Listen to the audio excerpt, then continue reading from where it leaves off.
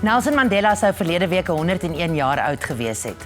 Bykans 6 jaar na sy dood het Madiba, Madiba se destydse persoonlike assistent, besluit om die onbekende stories oor Madiba se lewe te vertel in die vorm van 'n dokumentêre reeks Madiba, 'n uitsonderlike roeping.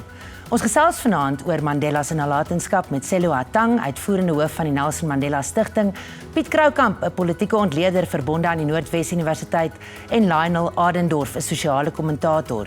Voor ons gesels, kom ons kyk eers na 'n onderhoud met Madiba oor die dokumentêre reeks wat eerskomende Sondag op kykNET begin.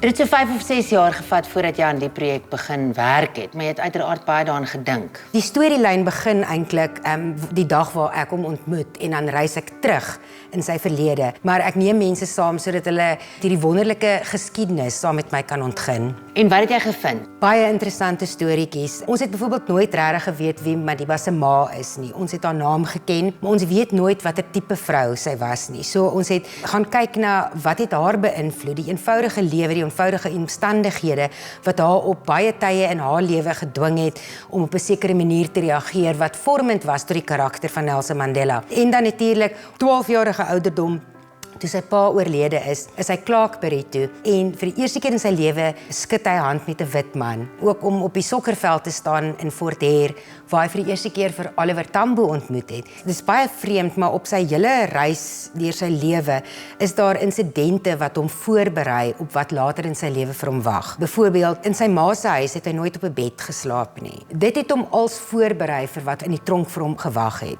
En dan, jy weet, kan jy net dink, skielik slaap hierdie persoon wat so groot geword het in 'n bed in Buckingham Palace. Vertel my gou van die logistieke proses rondom Madiba, 'n uitsonderlike roeping. Ons het reg oor die land gereis. Ons was oral, ons het met soveel mense gepraat wat hom of geken het of wat op een of ander manier 'n link het met hom, om ook in die Palace of Justice in Pretoria te staan en dit is doodstil en ek loop uit die selle uit in die hofsaal in en ek dink my in, hoe moes hy daai dag gevoel het? Dit was 'n ongelooflike ondervinding vir my gewees. Hoe dink jy het die Afrikaner van Nelson Mandela gesien na 1994? Ek dink die oormeerderheid mense het baie waardering gehad vir die feit dat hy nie oorgegaan het in geweld en nie die Afrikaner vergeet het op die pad vorentoe nie. En hy was baie lief vir die Afrikaanse taal gewees. Waar kom dit vandaan?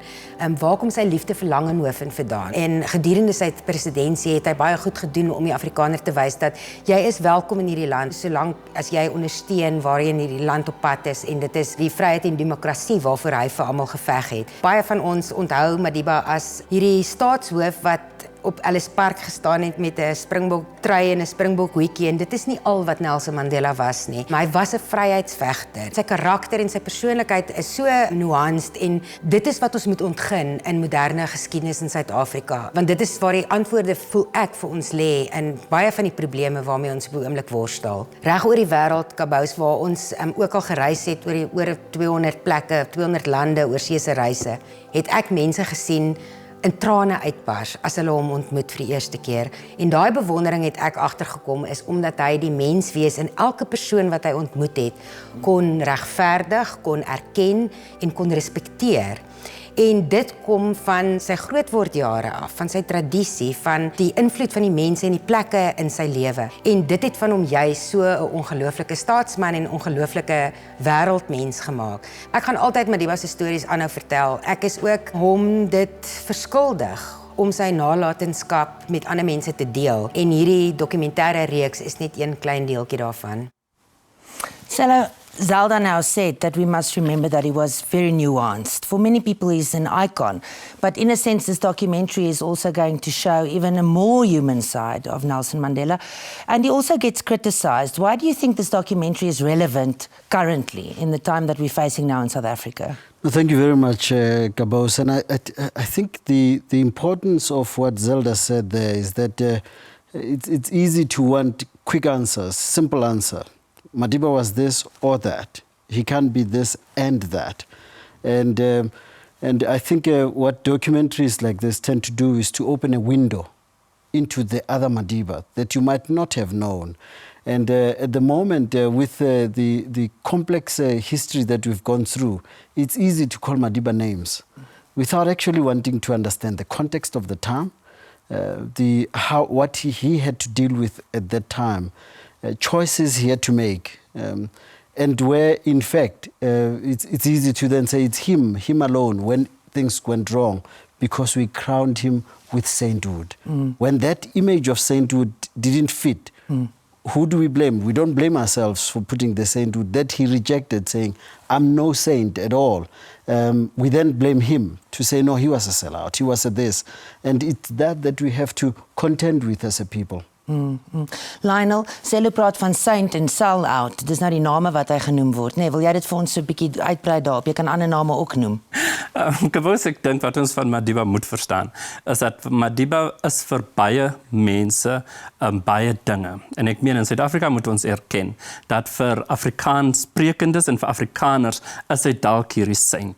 Vir baie Africans wie nog steeds huisloos is, wie steeds werkloos is, wie steeds hooploos is hy dalk daar die sell-out. Vir baie breinmense is hy dalk iets anders, iemand wie nooit aan hulle probleme omgesien het nie. En vir baie mense in die landelike areas of baie breinmense in die landelike areas is hy dalk iemand wie vir hulle daar die hoop vergestald het wat hulle op daardie oomblik nodig gehad het. So vir baie mense is hy iets anders. En daarom moet ons ook verstaan dat as jy hier 4 jong mense het, 20-jarige Indiër seun, 20-jarige Afrikaans seun, 'n 20-jarige bruin seun en 'n 20-jarige African seun, gaan jy 4 verskillende antwoorde kry. Die punt is, en ek dink dit is wat die dokumentêr doen en dit is wat Sello hulle by die foundation doen, is dat ons moet tot 'n punt kom waar ons sê, wie is Mandela in sy geheel vir ons almal? En wat is daar die een boodskap wat ons kan neem van Mandela, wat ons dan weer eens saam kan bind? Want hy was 'n versoener gewees. Hy was iemand vir wie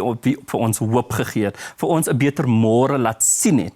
Hy was iemand wie vir ons laat opstaan het en sê, maar ek is verantwoordelik vir my eie heil. En daarom is ek verantwoordelik om met die regering of met my plaaslike raadlid saam te werk om na daardie moontlikhede te kyk. Maar ek wil ook sê, en dit is baie belangrik, dat in die tyd toe Mandela president was, het Suid-Afrika sy ernstigste verandering op plaaslike vlak ondergaan. Ons het toe nog nie eens ons munisipale stelsel regtig uitgeklaar nie. Dit is maar in 1996 toe ons nou die ordentlike plaaslike verkiesing gehad het, toe eers uitgesorteer.